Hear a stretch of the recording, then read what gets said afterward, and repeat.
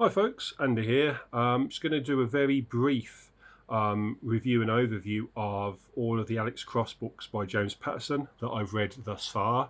The series started back in 1993 with Along Came a Spider, which I think is the very best book in the series that I've read so far. I've read about 10 of these books in all so far. I'm up to and including London Bridges. And I generally have pretty positive things to say about the series in general. I actually like Alex Cross as a character. I think he's a really likable guy. He's humorous. He's a great family man. He's a good role model. He is well educated, but exists in an area that's a bit run down and deprived because he likes the people. His kids and his relationship with his kids is great. Nana Mama character is fantastic. His best friend John Sampson doesn't get as much time as I kind of wish he did, but I know that there are also books that are based entirely around him. He's a great character, really likable, and his progression from criminal psychologist to police officer to then FBI agent and eventually to back to sort of practicing psychology is really fascinating. The one aspect about him that I don't like is the fact that he seems very quick to fall in love, and most of the relationships he ends up in end very badly. Not because of his fault or anything. More villains tend to target his family and stuff, so they go for his loved ones. But he does tend to fall in love a bit too quickly, and I know that the overriding sort of nature of his wife's death that haunts him does play a role in his need for love, but it just feels very convenient and a bit sometimes unnatural with how he falls in love. But in saying that, there's some great developments. I'm not going to spoil some of the stuff, but especially what happens with little Alex, his youngest child, I thought was really just well written and interesting. Gives the character a lot of depth. There's so much behind him other than being a cop or an officer or an agent. He's a very nuanced and well-written character. And one of the reasons I've been enjoying these books is the development of him as a person and his relationship with his family. I really like all that stuff. The villains are interesting in that I think the first couple of villains, I mean, the original one, Gary Sinigi from Along Came a Spider, is my favourite villain. And others like Casanova and Jack and Jill are great villains as well. I think standalone villains are really good.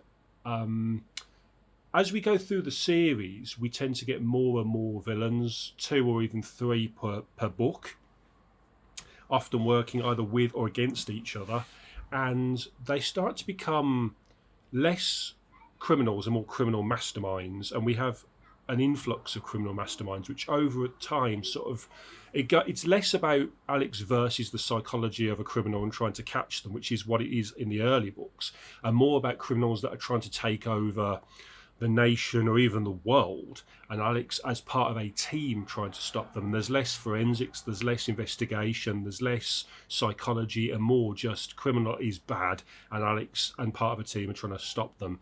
And I think it kind of starts to become a little samey after a while. Like, a lot of these criminals are very similar in appearance, a lot of these criminals are very similar in nature, and they're super villains. And I don't know, I prefer the smaller scale of the earlier books where it's Alex and his team against a criminal and the psychologist. It's why I think Along Came a Spider works so well and is a very fast paced. But I mean, all the books have the same sort of stylistic writing. They're all very fast paced. They all have very short chapters. Some of them later on, chapters are even a page or so long, designed to end on cliffhangers and stuff. But I do enjoy the structure of the books and the pacing of them. They're very fast paced. They're very easy to read.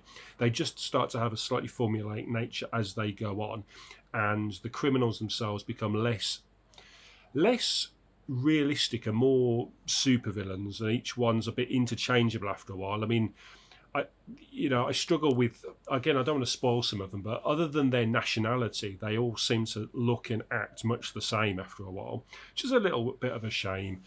In saying that, I've got a long way to go with them, and I'm not going to be reviewing individual ones as we go through.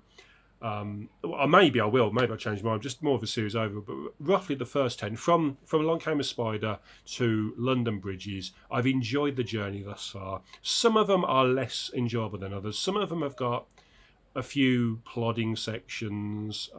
The Big Bad Wolf and Roses Are Red were my two least favourite books, only because there was massive chunks that nothing happened, and I just felt a little underdeveloped, considering the Alex Cross series is based on speed and how exciting each chapter is meant to be. Some of them were a little less, but they weren't bad. They were just a bit dull in comparison to the others. Like I say, I'm not a huge fan of every villain being one up from the last, but we are at a point in the series now where a lot of the main criminal villains have been disposed of in one way or another, and I'm glad we've got to that point.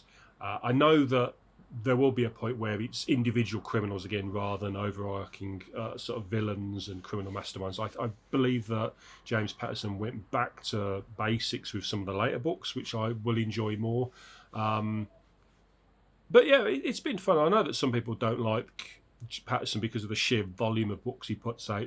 He's almost like a publishing company in himself, but he does write a lot, and the ones he doesn't write, he's very open about, and the authors that work with him generally would struggle to find the level of pay and exposure that they would get without his reach and his influence. And I think by helping them to be able to release material is a good thing, especially they get paid for it, they get exposure for it. And yeah, I like his approach to writing and his attitude to writing and trying to encourage people to read. But yeah, the Alex Cross books thus far I've been enjoying. So that's from Along Came a Spider, which I think is a great book, all up to London Bridges, which concludes the at least a big chunk of this series. A few lesser books in between, but they're always fast paced. You'll get through these books in a weekend, and they are fun. And so yeah, I've been enjoying them. So that's basically James Patterson's Alex Cross series, the early books, and my overview on them.